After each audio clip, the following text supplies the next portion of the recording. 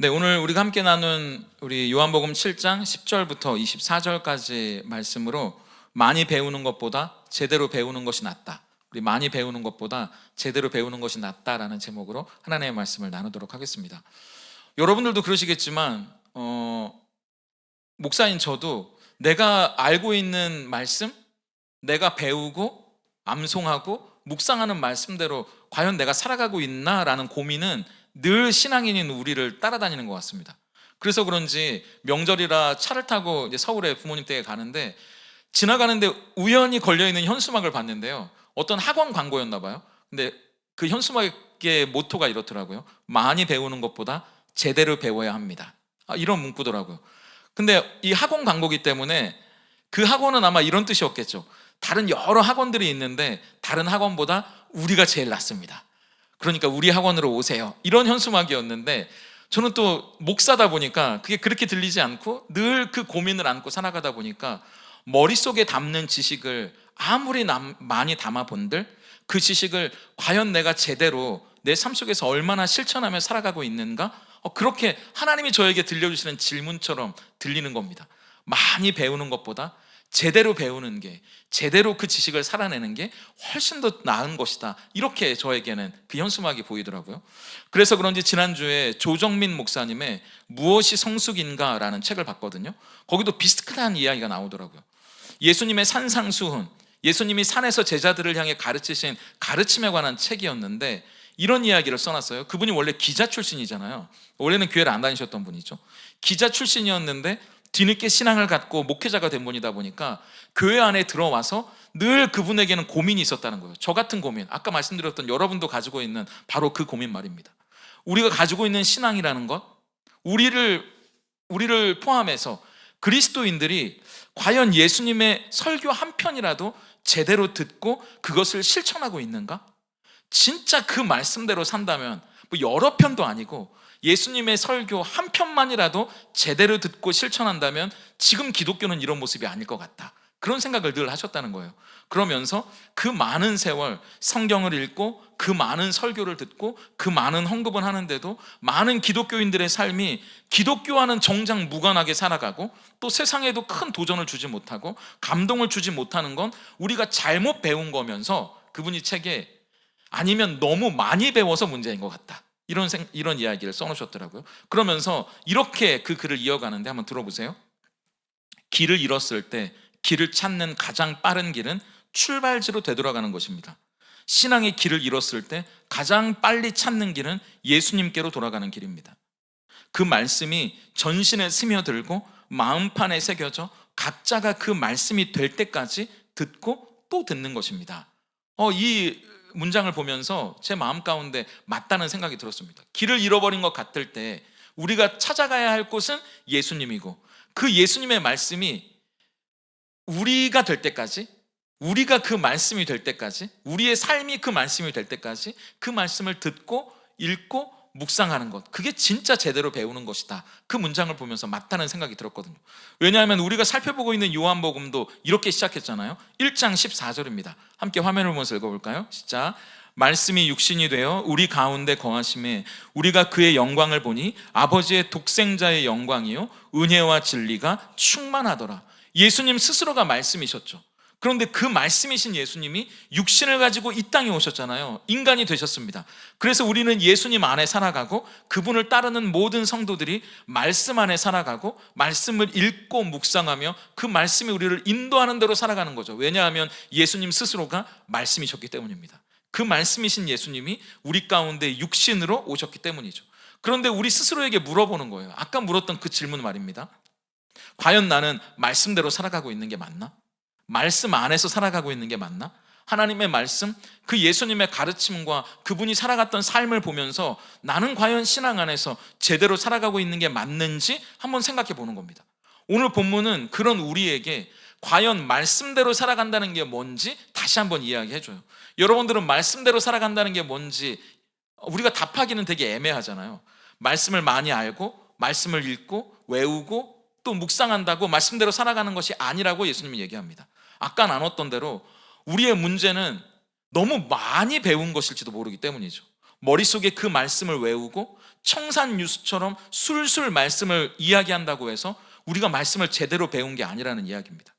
제대로 배우는 게 뭔지, 우리가 말씀 안에 살아간다는 게 뭔지 오늘 예수님이 직접 이야기해 주시는데 오늘 그 이야기를 나눠보는 거죠. 그렇다면 말씀대로 살아가는 것이 뭘까? 첫 번째, 말씀은 살아내기 위해 읽는 거라고 말씀하십니다. 먼저 한번 배경을 볼게요. 지난주에 봤던 것처럼 이스라엘의 3대 절기였던 초막절이 다가왔습니다.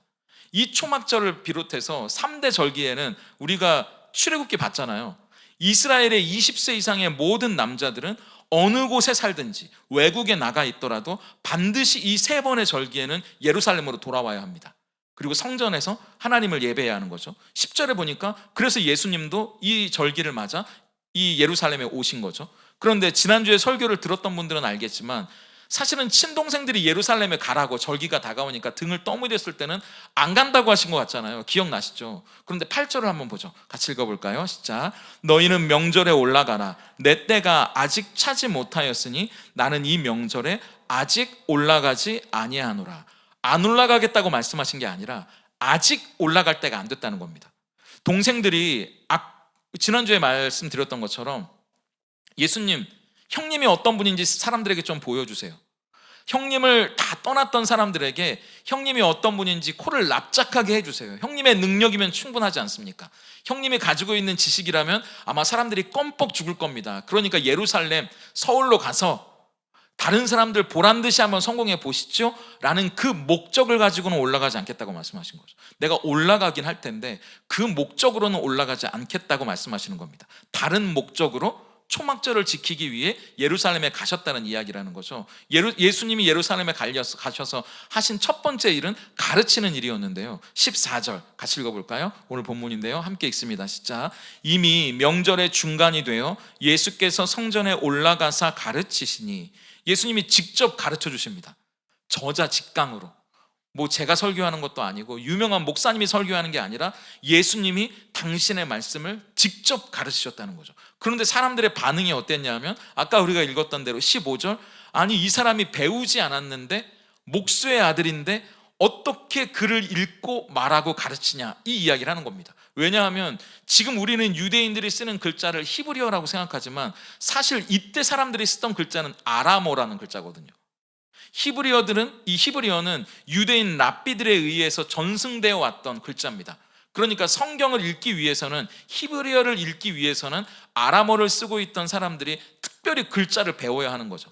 랍비 학교에 가서 글자를 배우는 것뿐만 아니라 말씀, 율법도 연구를 해야 비로소 이 율법이 어떤 말씀인지 해석할 수 있기 때문이죠. 그런데 예수님이 정규 교육도 못 받았고 유명한 학자 밑에서 사사받은 것도 아니고 목수의 아들인데 미천한 사람이라는 걸 우리가 다 아는데 어떻게 글을 알고 또 읽고 우리에게 가르치기까지 하냐는 겁니다.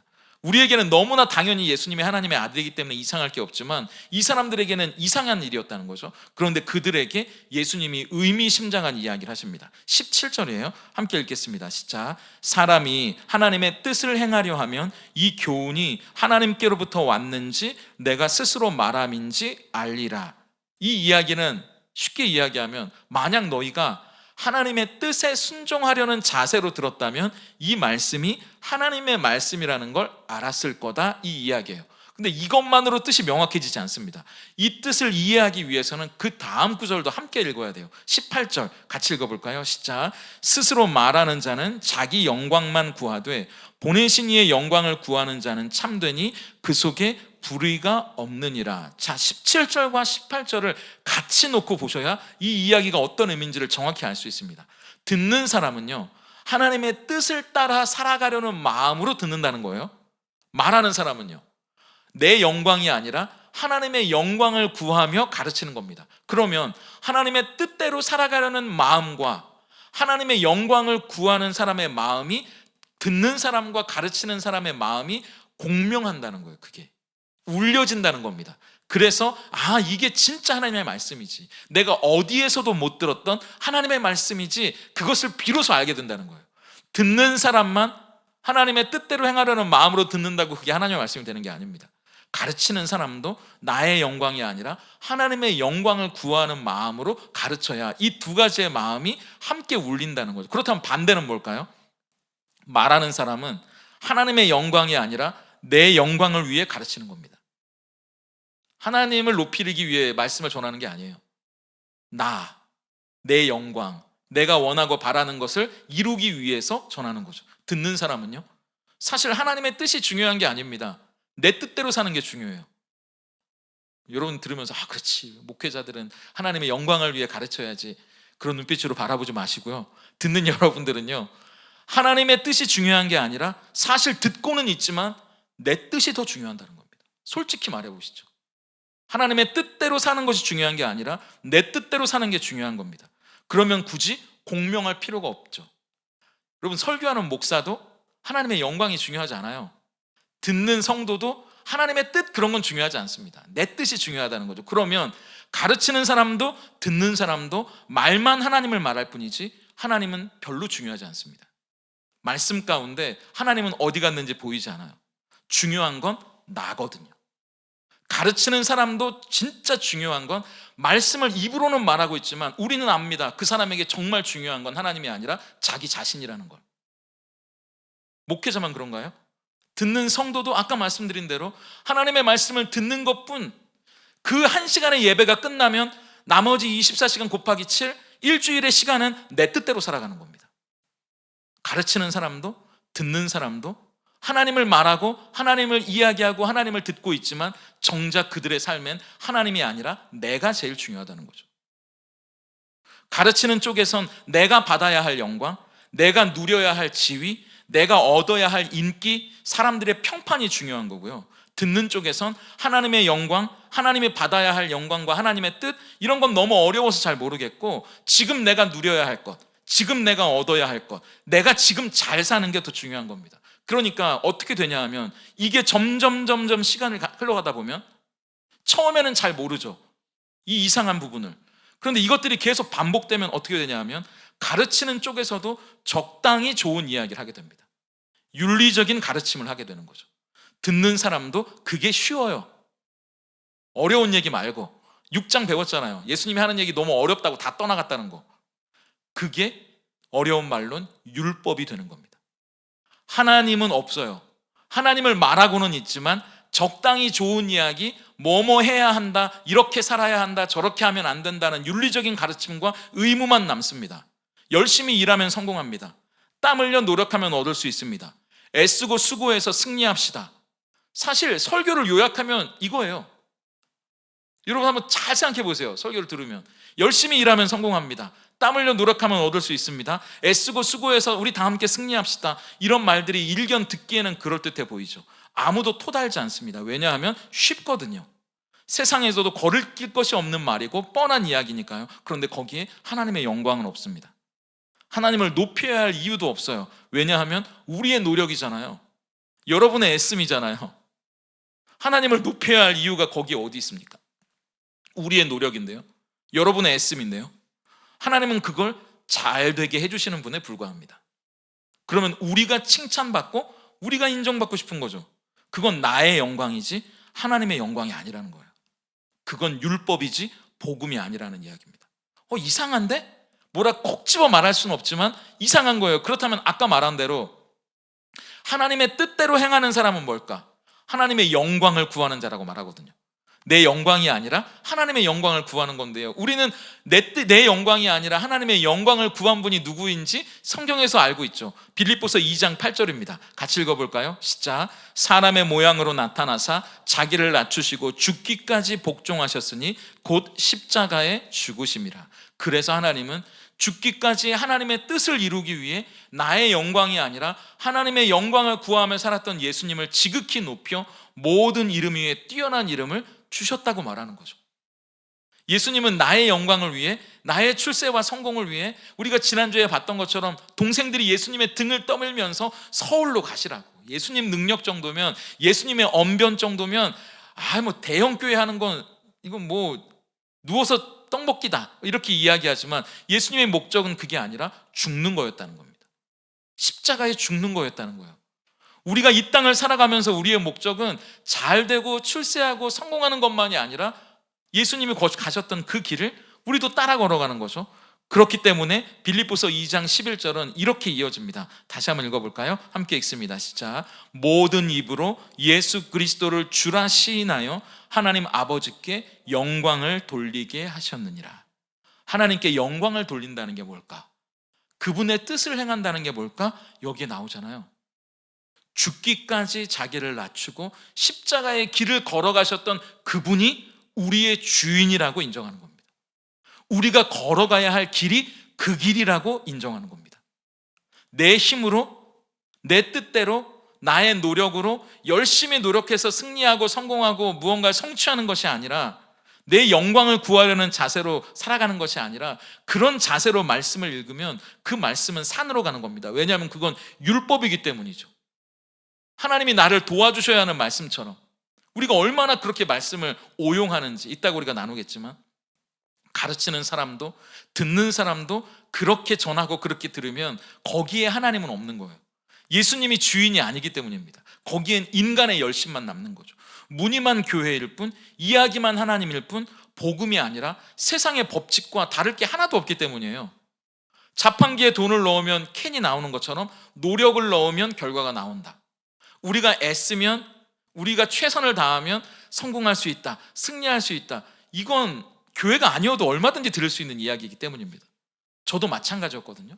이 이야기를 들으면 여러분들이 더 이해하기 쉬우실 거예요. 저도 목사지만 저도 돌아보면 율법으로 살았던 것 같아요. 제 힘으로 살았거든요. 제가 목사로서 사역을 했지만 거기에 예수님은 솔직히 주인이 아니었습니다.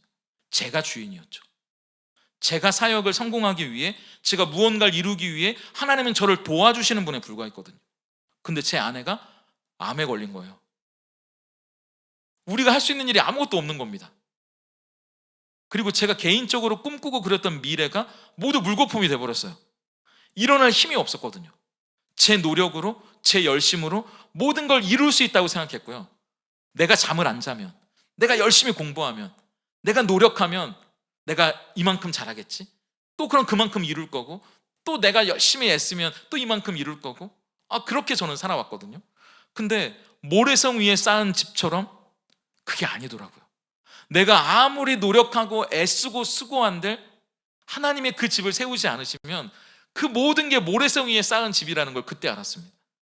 그러니까 너무 창피하고요, 나갈 수가 없는 거예요. 왜냐하면 제가 복음을 알기 전에는 내 힘으로 이뤘다고 생각했는데 그 모든 게 물거품이 돼버렸으니까 내가 너무 창피한 겁니다. 사람들 보는 게 너무 부끄러운 거예요. 사람들 만나기도 싫고. 그런데 그때 이 말씀이 저에게 새롭게 다가왔거든요. 로마서 1장 16절입니다. 우리 같이 읽어볼까요? 함께 읽겠습니다. 시작. 내가 복음을 부끄러워하지 아니하노니 이 복음은 모든 믿는 자에게 구원을 주시는 하나님의 능력이 됨이라. 먼저는 유대인에게요, 그리고 헬라인에게로다. 내가 복음을 부끄러워하지 않는다는 바울의 고백이 새롭게 다가오는 거예요. 바울은 최고의 학번에 모든 조건을 갖추고 있는 사람이었지만 모든 것을 배설물로 여기고 예수를 붙잡았던 사람이잖아요. 왜냐하면 이어지는 17절이 이렇게 이어지기 때문입니다. 내가 복음을 부끄러워하지 않는 이유가 뭔지 17절을 세 번역으로 같이 읽어볼까요? 시작. 하나님의 의가 복음 속에 나타납니다. 이 일은 오로지 믿음에 근거하여 일어납니다. 이것은 성경에 기록한 바 의인은 믿음으로 살 것이다 한 것과 같습니다. 하나님의 의는 우리의 노력, 우리의 애씀, 우리의 최선에서 나타나는 게 아니라 복음 속에서 나타난다고 말씀하시는 겁니다. 내 노력이나 애씀, 이게 아니고 그분의 은혜라는 걸 믿는 믿음 안에서 일어나는 거라는 거죠. 그렇기 때문에 의인은 내 노력으로, 내 애씀으로, 내 최선으로 살아가는 사람이 아니라 모든 것이 하나님의 은혜라는 것을 믿는 믿음, 그리고 그 은혜가 당신의 아들, 하나님의 아들이 이 땅에 내려오시기까지 우리를 사랑하셨던 그 은혜라는 걸 믿는 믿음 안에서 이루어지는 거라는 걸 신뢰하는 사람이라는 거죠. 그게 의인이라는 겁니다. 그렇기 때문에 그 예수님이야말로 내 삶의 가장 소중한 분, 하나님의 의를 내 삶에 이루는 분이라는 걸 믿고 그분이 내 인생의 주인이라는 걸 받아들이는 거죠. 그리고 내 뜻대로 살아가는 것이 아니라 그분의 뜻대로 살아가길 소망하고 나의 영광이 아니라 그분의 영광을 위해 살아가는 겁니다. 그래서 사도행전 3장 6절이요. 같이 읽어볼까요? 시작. 베드로가 이르되 은과 금은 내게 없거니와 내게 있는 이것을 내게 주노니 나사렛 예수 그리스도의 이름으로 일어나 걸으라 하고. 성전 미문에 앉아있는 불구자인 거지에게 은과 금을 주는 게 아니잖아요. 출세를 주는 게 아닙니다. 성공을 주는 게 아니에요. 예수의 이름을 줍니다. 그 예수의 이름으로 일어나 걸으라 했을 때 그가 뛰고 걸었다는 이 말씀을 보면서 내가 그 거지구나 이런 생각이 들더라고요. 내가 움직이지 못했던 불쌍한 거지였구나. 다 잃어버린 거지였구나. 그런데 심령이 가난한 자는 복이 있다고 말씀하셨잖아요. 천국이 그의 것임이라고 말씀하셨죠. 예수님의 이름으로 일어나게 됐으니까 제가 이 말씀을 보면서 또 복음을 다시 한번 묵상하면서 내가 하나님의 은혜, 그리스도의 복음으로 살았던 것이 아니라 내 노력과 애씀, 그래서 남들에게 내가 어떻게 보일까를 생각하며 살았던 제 모습을 돌아보면서 다시 한번 복음이 뭔지를 생각하게 되더라고요. 은혜가 뭔지를 생각하게 되는 겁니다. 그러니까 제가 그때 저희 아내한테 그랬거든요. 내가 모든 걸 다 잃어버렸는데 내가 구름 위를 걷는 것 같아. 나 너무 행복해 지금. 당신이 믿을지 모르겠지만 나는 모든 걸 다 잃어버린 이 순간 너무너무 행복하고 기뻐. 지금까지 경험해보지 못했던 그런 구름 위를 걷는 것 같은 삶을 내가 살고 있는 것 같아. 그런 이야기를 했거든요. 내 뜻, 내 영광이 아니라 내 삶 가운데 진짜 영광을 받으셔야 하는 분은 하나님이시죠. 왜냐하면 그분이 자기의 아들을 아끼지 않고 우리에게 그 사랑으로 우리의 모든 것과 맞바꿀 정도로 그 예수님의 목숨을 하나님이 소중하게 우리에게 내어주셨기 때문입니다. 그렇다면 그 결과로 우리는 그분의 은혜를 알면 찬양하고 싶어지는 거죠. 내 노력이 아니라 그분의 은혜가 더 알고 싶고요. 그래서 제가 그전에는 저에게 우상이 뭐냐고 물어본다면 저는 남들에게 내가 어떻게 보일까가 저는 되게 고개를 끄덕끄덕거리시는데, 여러분도 우상이 있으시잖아요. 당신만 우상이 있어 이런 식으로 보지 마시고 그냥 저는 저의 우상을 솔직히 고백하는 건데, 저는 남들의 평판, 남들의 말, 이게 솔직히 고백하면 늘 싸워가는 것 같아요. 남들이 나를 어떻게 볼 것인가? 근데 제가 한동대 김용길 총장님 이야기를 들으면서 제가 되게 은혜가 됐거든요. 이분이 이제 한동대를 설립해야 되니까 지금은 너무 멋있고 또 믿음의 전당이긴 하지만 처음에 얼마나 많은 돈과 또 얼마나 많은 노력과 또 학교를 짓는다는 건 공적인 일이니까 많은 기관과 사람들을 찾아다녀야 하는 일이었겠어요. 근데 그러다 보니까 사람들의 오해를 많이 받았대요.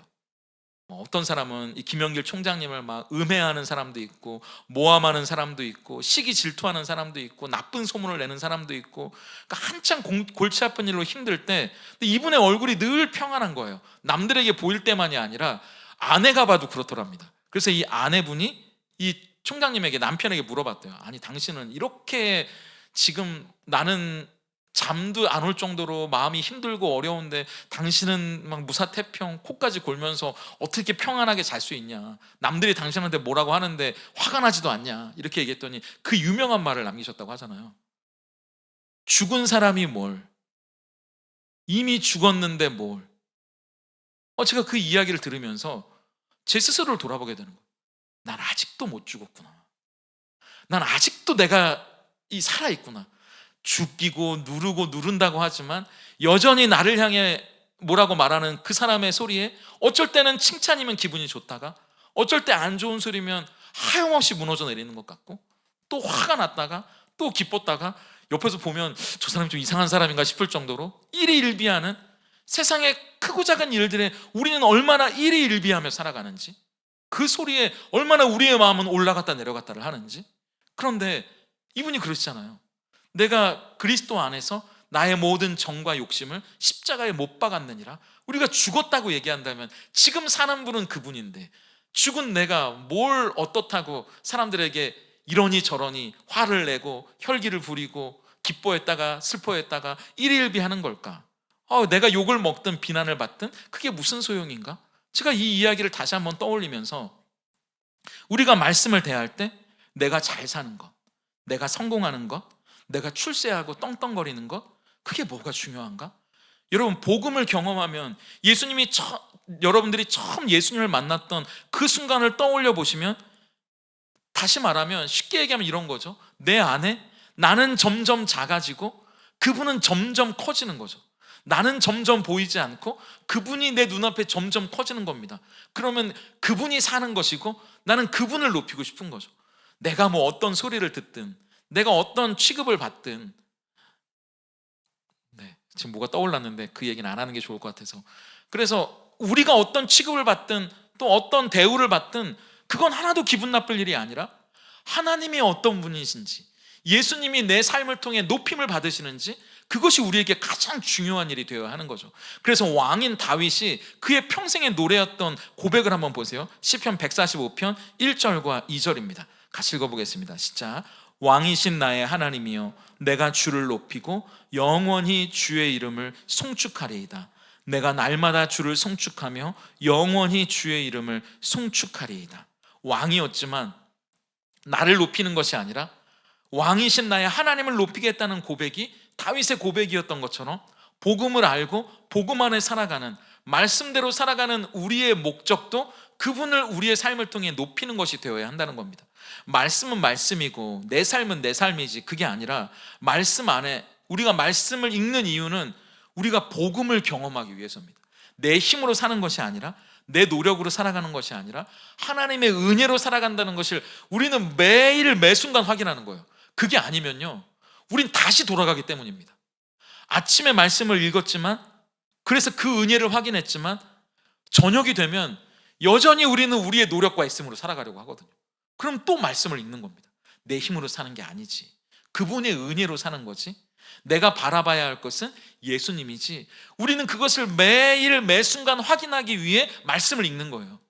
나의 노력과 애씀을 통해 하나님 나를 도와달라고, 나의 성공을 위해 나에게 좀 엉덩이를 밀어달라고 말씀을 읽는 것이 아니라, 내 힘과 노력이 아닌 그분의 은혜로 산다는 걸 확인하기 위해 말씀을 읽는 겁니다. 내 인생의 주인이 누구인지를 내가 주인이 아니라 예수님이라는 것을 확인하고 또 확인하기 위해 말씀을 읽는 거예요. 그리고 내 삶을 통해 높여야 할 것이 내가 남들에게 어떤 이야기를 듣고 내가 어떤 대우를 받느냐가 중요한 것이 아니라, 나는 죽고 내 안에 사는 분이 누구인지를 확인했기 때문에 그분을 높이는 것, 그것이 말씀을 전하는 저의 목적이 되어야 하고, 여러분도 말씀을 듣고 살아가는 일주일의 삶 가운데 그 말씀을 읽고 묵상하며 살아가는 우리의 목적이 되어야 한다는 것이죠. 우리가 누구의 은혜로 사는지, 그래서 우리의 인생의 참된 주인은 누구인지, 우리의 인생을 통해 높여야 할 분이 누구인지를 말씀을 통해 확인하고, 말씀을 통해 늘 우리가 그것을 깨달아가는 모두가 될 수 있기를 예수님의 이름으로 축복합니다. 두 번째는, 말씀은 살아내기 위해 읽는 것이면서 동시에 비춰보기 위해 읽는 책입니다. 나이가 들면서 노안이 오는지 안경이 없으면 운전도 힘들고요, 어느새 책도 잘 못 읽겠더라고요. 말씀도 그렇습니다.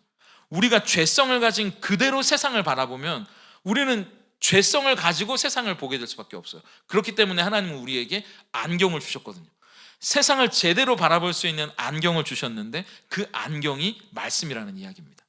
죄성을 가진 인간이 안경을 쓰지 않으면, 말씀이라는 안경을 쓰지 않으면 어떻게 되는지 한번 볼까요? 15절입니다. 같이 읽어보겠습니다. 시작. 유대인들이 놀랍게 여겨 이르되 이 사람은 배우지 아니하였거늘 어떻게 그를 아느냐 하니. 이 말은 바꿔 말하면 아까 설명드렸잖아요. 예수님 어느 대학 나왔어? 예수님 누구 교수 밑에서 공부했대? 이 얘기입니다. 예수님이 전하는 가르침이 하나님의 뜻에 합당한지, 그리고 진짜 가치 있는 가르침인지는 중요하지 않아요. 그 사람이 어느 학교 나왔대? 그 사람 부동산은 얼마나 가지고 있대? 몇 평 산대? 차는 뭐래? 이 이야기입니다. 말씀이라는 안경을 쓰고 세상을 바라보지 않으면 우리는 죄성을 가지고 있기 때문에 눈에 보이는 것을 가지고 판단하게 되어 있다는 거예요. 그런 그들에게 예수님이 너희들이 말씀대로 살아가고 있다고 착각하고 있지, 지금 너희가 머릿속에 많은 율법을 암송하고 있다고 해서, 많은 말씀을 외우고 있다고 해서, 그리고 말씀을 늘 품에 끼고 살아간다고 해서 남들은 모르는 히브리어들을 너희는 알고 그 히브리어로 이 성경을 해석할 수 있다고 해서 너희가 말씀대로 살아가고 있다고 생각한다면 큰 착각이다. 내가 한번 예를 들어볼까? 라고 말씀하시면서 그들이 말씀대로 살아가고 있지 않다는 걸 예로 들은 말씀을 22절 같이 한번 볼까요? 함께 읽겠습니다. 시작. 모세가 너희에게 할례를 행했으니 그러나 할례는 모세에게서 난 것이 아니요 조상들에게서 난 것이라. 그러므로 너희가 안식일에도 사람에게 할례를 행하느니라. 지금 이 유대인들은 우리가 요한복음을 이미 봤잖아요. 베데스다 연못가에서 38년 된 병자를 예수님이 낫게 하셨습니다. 그런데 그날이 공교롭게도 안식일이었잖아요.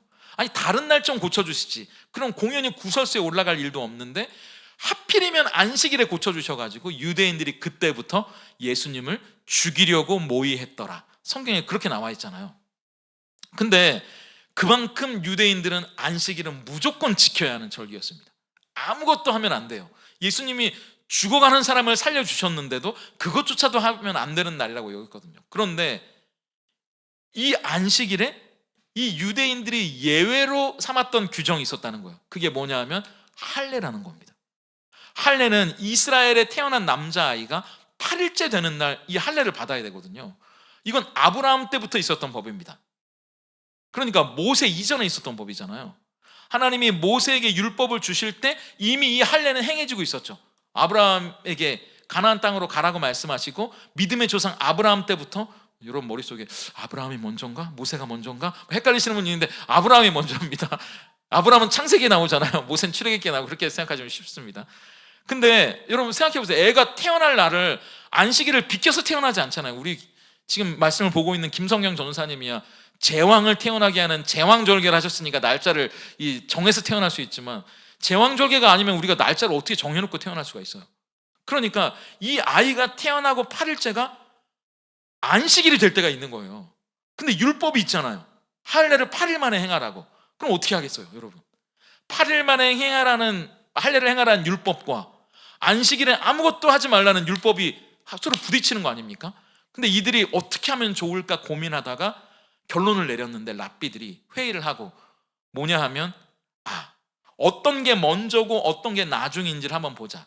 아브라함은 모세를 통해 율법을 받기 전에 이미 하나님으로부터 이 말씀을 들었지 않냐. 그러니까 할례를 받으라는 명령이 먼저 나왔으니까 안식일에 할례는 예외로 하자. 이렇게 이들이 정했다는 거예요. 그리고 성전에서 제사 드리는 것도 포함되어 있습니다. 예외예요. 근데 예수님은 이걸 지금 예로 드는 겁니다. 야, 너희가 안식일에 아무것도 하면 안 된다고 말하잖아. 그래 나를 죽이려고 하잖아 지금 너희들이. 근데 너희들도 예외를 두지 않냐? 이 얘기를 하시는 거예요. 그게 옳다 그르다 말씀하시는 게 아닙니다. 그게 옳은 건지 뭐 그런 건지를 말하려고 하는 게 아니라 너희도 이 말씀을 너희가 우선순위에 따라 해석하는 대로 그렇게 지키지 않냐고 말씀하시면서 내가 안식일에 38년 된 병자를 고쳐줬다고 이를 갈면서 나를 죽이려고 하는 건 모순 아니냐? 이 얘기를 하시는 거예요. 안식일에 너희도 예외를 두는 것처럼 다른 사람도 얼마든지 예외를 둘 수 있지 않냐? 그 예외에 사람을 살리는 건 포함되지 않는다는 말이냐? 이걸 묻고 있는 거예요. 그런 이상한 논리가 어디 있어? 태어난 아이가 살아가게 하기 위해 할례를 행하는 건 괜찮고 병자를 고치거나 죽어가는 사람을 살리는 건 안 된다는 그건 이상한 모순 아니냐? 그 이야기를 하는 겁니다. 그게 말씀대로 사는 게 맞아라고 말씀하시면서 24절을 우리에게 주시는 거예요. 24절 같이 읽어볼까요? 시작. 외모로 판단하지 말고 공의롭게 판단하라 하시니라. 여기 보면 이것을 이해하기 위해 중요한 단어 3가지를 우리 머릿속에 담아야 하는데 외모, 공의, 판단입니다. 여기서 외모는 얼굴이 잘생겼냐 못생겼냐 이걸 말하는 게 아니고요, 겉으로 드러난 걸 이야기합니다. 그 사람이 가진 배경, 학벌, 지식, 재산 이런 거, 그리고 그것뿐만 아니라 나의 이익, 내가 얻을 이익, 내가 중요하게 여기는 아까 말씀드렸던 어떤 사람들의 인정이나 박수, 평판 이런 것까지 눈에 보이는 모든 것들을 다 포함하는 거거든요. 그런데 말씀대로 살아간다면, 말씀대로 해석한다면, 말씀에 안경을 쓴다는 건 말이야. 너희가 이 율법의 안경을 쓰고 너희 나름대로 해석해서 우선순위를 정하고 있는데, 말씀에 안경을 쓴다는 건 눈에 보이는 그런 것들을 가지고 판단하는 게 아니야. 이 얘기를 하시는 겁니다. 판단이라는 말에는 가치관과 관점을 가지고 내가 해석하고 분별하는 걸 말하잖아요. 판단이라는 건 저의 판단이 다를 수도 있고 안 집사님의 판단이 다를 수도 있죠. 모두의 판단이 달라요.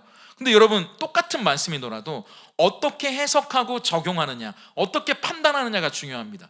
유대인들도 안식일은 절대 어기면 안 된다고 생각했지만 할례의 명령이 시간적으로 먼저 주어졌으니까 이건 예외로 두자라고 이들은 판단한 거잖아요.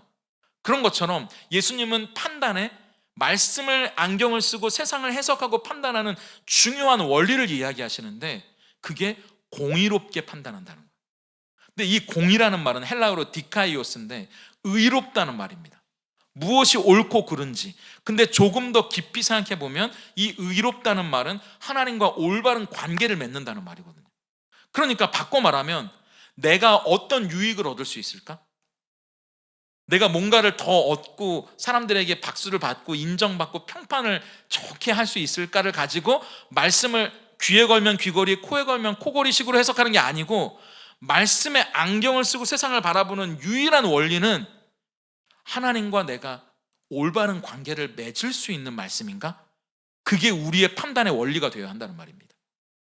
바꿔 말하면 하나님이 기뻐하시는 일인가? 아니면 하나님이 싫어하고 안타까워하는 일은 아닌가? 그게 이 말씀을 보는 우리의 판단의 기준이 되어야 한다는 말이에요. 이 말씀을 통해 내가 뭘 얻을 수 있을까?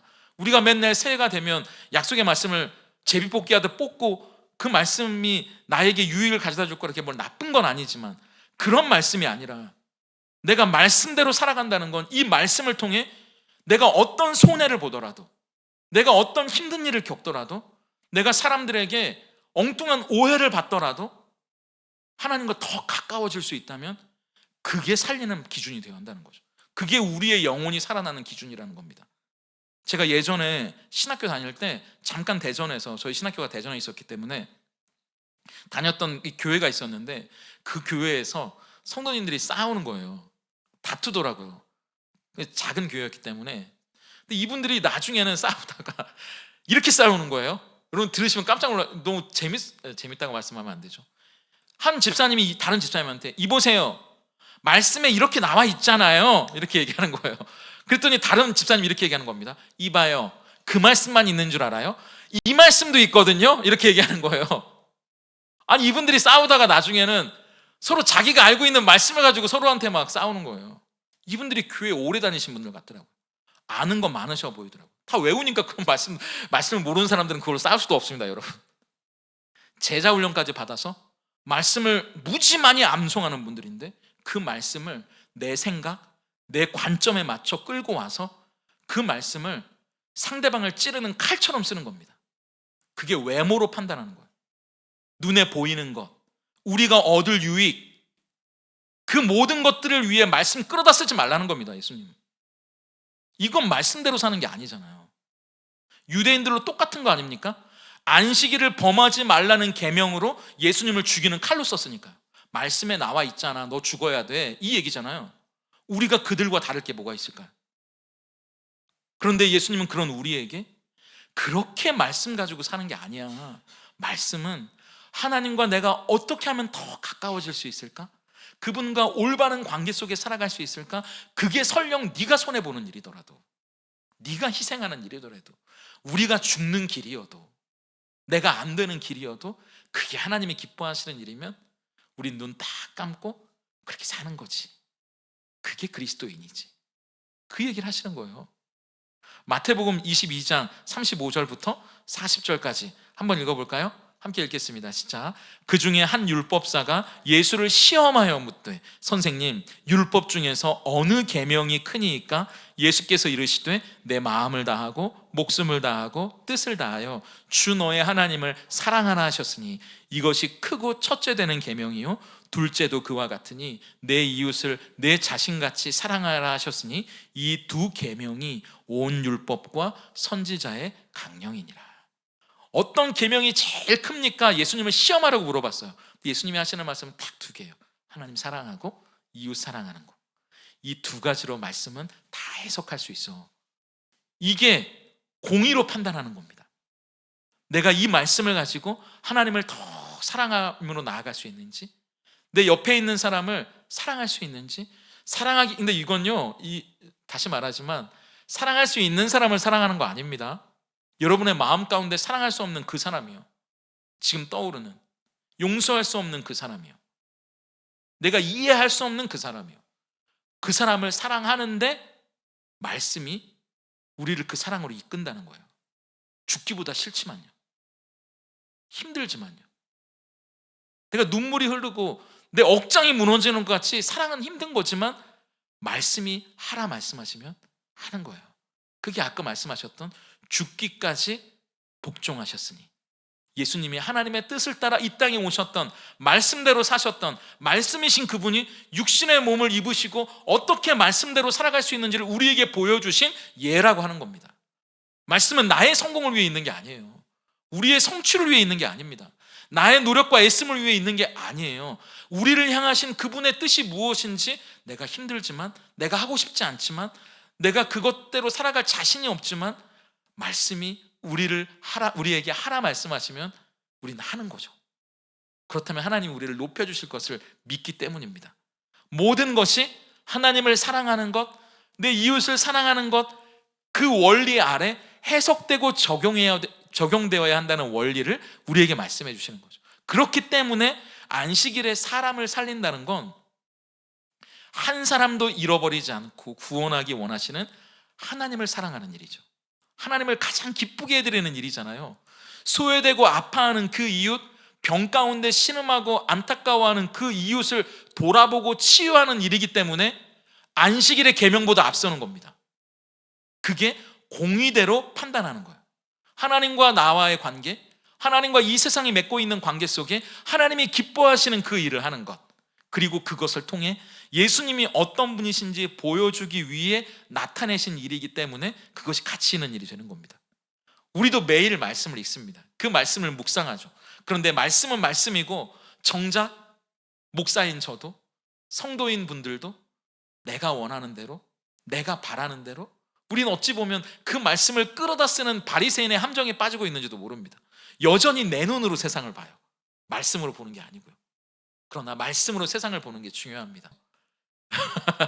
예전에 어떤 기도원에 가면 어떤 목사님이 그러더라고요. 방언을 하는 사람들은 이쪽으로 오고 방언을 못하는 것들은 저쪽으로 가세요, 이렇게 얘기하는데 그런 게 아니잖아요. 우리가 사람을 보는 기준은 그런 게 아니라 하나님이 그를 어떻게 보시느냐가 중요합니다. 우리가 많이 배웠든 못 배웠든, 가진 게 많든 적든, 우리가 빈부귀천을 막론하고 하나님이 그를 보는 대로 사람을 보는 것이고, 세상을 바라볼 때도 하나님이 그 상황을 어떻게 바라보실까 안타까워하시고 사랑하시고 살리려는 그분의 마음대로 살아가는 것, 그게 말씀대로 살아가는 우리의 해석의 원리가 되어야 한다는 말입니다.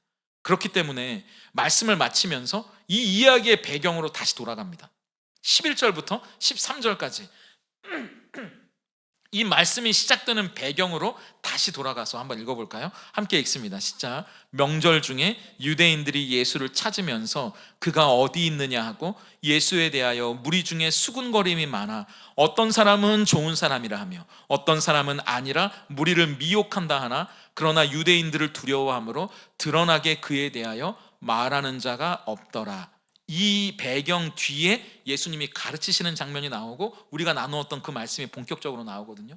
근데 이 말씀을 제가 구태여 뒤로 뺐던 이유가 이겁니다. 이 배경이 굉장히 중요하다는 거예요. 예수님이 초막절에 많은 사람들이 모이는 그 예루살렘에 가셔서 성전에서 그들을 가르치시기 전에 예수님에 대해 웅성웅성거리면서 여러 무리들이 갑론을박을 벌이고 있었다는 겁니다. 한 부류는요, 예수님을 찾고 있는 부류입니다. 어디서? 그 예수라는 사람도 여기 왔을 텐데, 야, 그 기적 베푼 그 사람 말이야. 그 사람 한번 여기서도 기적 베풀면 참 좋겠는데, 궁금한데, 절기니까 당연히 왔을 텐데 어디 왔대? 저기 뭐 수원쯤 왔나? 영통에 있다나? 어딨나? 예수님을 찾고 호기심을 가진 사람들, 첫 번째 부류고요. 두 번째는 좋은 사람이라고 여기는 겁니다. 그래도 그 사람 막 병든 자도 고쳐주고 막 앉은뱅이도 일으키고, 야, 그 사람 막 문둥병자도 고쳐주고 하는 이야기 들으면 막 사랑이 되게 많은 사람 같아, 난 좋은 사람 같던데 라고 말하는 사람도 있었고요. 마지막 세 번째 부류는 야, 그 사람 사람들 꿰는 사람이야, 미혹해 하는 사람이야, 야, 그 사람 말에 귀를 기울이면 안 돼, 나도 깜빡 넘어갈 뻔했다니까, 안 돼, 이렇게 이야기하는 사람들. 그런데 어찌 됐든 이 세 부류의 사람들이 다 세상을 두려워했다는 겁니다. 예수님을 싫어했던 사람이든 좋아했던 사람이든, 예수님에 대해 호기심을 갖고 있는 사람이든 세상을 겁내기 때문에 드러내어 예수를 말했던 사람이 없었다. 저는 이 말씀을 보면서 말씀 안에 살아가기를 원하는 나는 어떤 부류에 속하는 사람인가 라는 생각이 들더라고요. 예수님이 스스로를 어떤 분인지 말씀해 주시는 본문 앞에 굳이 이 배경의 말씀을 길게 놨던 이유는 이 세 부류의 사람 중에 당신은 어떤 부류인지를 묻고 있는 질문이라는 겁니다. 말씀 안에 살아가길 원하고 말씀대로 살아가는 우리에게 과연 예수는 내 인생의 누구인가? 적당한 호기심으로 그분이 궁금한 나인가? 아니면 적당히 좋은 사람 정도인가? 아니면 예수님에 대해 아직 반감을 가지고 있는 사람인가? 그런데 중요한 건 예수님보다 세상이 더 크게 보이기 때문에 교회 안에 있을 때 뭔가 좀 고민하는 것 같지만 예배가 끝나고 세상으로 나가면 내 삶 속에 예수는 없는 거예요. 그러나 그들이 유대인들을 두려워함으로 드러나게 예수에 대하여 말하는 자가 없더라. 저는 이 말씀이 다시 한번 띄워봐 주시겠어요? 이 13절을. 그러나 그들이 그러나 세상을 두려워함으로 드러나게 예수를 살아가는 자가 없더라. 이렇게 자꾸 들리는 겁니다. 세상을 두려워하기 때문에 드러나게 예수를 믿는 자답게 말씀대로 살아가는 자가 없더라. 이 안타까운 하나님의 말씀처럼 들리는 거죠. 아니에요.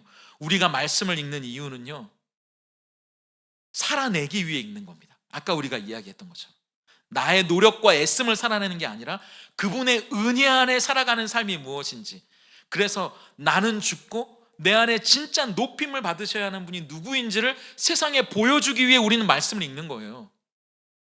그리고 우리는 이 말씀이라는 안경으로 세상을 바라보기 위해 말씀을 읽습니다. 죄성을 가진 이 마음으로 세상을 바라보는 것이 아니라 하나님이 그것을 어떻게 바라보실까? 그리고 그 하나님의 마음대로 그 하나님의 마음을 나도 품고 이 세상을 살아가기 위해 우리는 말씀을 읽는 거죠. 그렇기 때문에 우리가 말씀을 읽고 묵상하고 말씀 안에 살아간다는 건 우리가 이 예배를 마치고 세상으로 나가서 살아가는 일주일의 삶 가운데 우리가 예수를 믿는 자라는 걸 두려워하며 드러내지 않는 것이 아니라 우리가 나 예수 믿어라고 말은 하지 않지만 세상과는 좀 다른 구별된 모습으로 말씀 안에 살아가는 사람답게 살아가는 것이라는 거죠. 오늘 이 예배를 마치고 우리가 나아가서 이제 월화수목금토를 살아가게 될 텐데요, 우리가 살아가는 그곳, 우리가 걸어가는 길이 어디이든지 그곳에서 말씀 안에 말씀대로 살아간다면 나를 높이고 내 뜻대로 살아가는 것이 아니라 하나님의 뜻이 무엇인지, 그분이 나의 삶을 통해 어떻게 높임을 받으실지, 그리고 내 혈기, 내 감정, 내 기분대로 내 눈으로 세상을 보고 판단하는 것이 아니라 하나님의 마음으로 누군가를 바라봐주고 하나님의 마음으로 내가 살아가는 세상, 직장, 일터, 가정을 바라보며 그분이 나에게 원하시는 대로 그곳을 살리는 사람으로, 거기에서 하나님을 더욱 사랑하고 이웃을 사랑하는 사람으로 정말 예수 믿는 사람답게 뭔가 다르게 구별된 삶으로 살아가는 우리 모두가 될 수 있기를 예수님의 이름으로 축복합니다.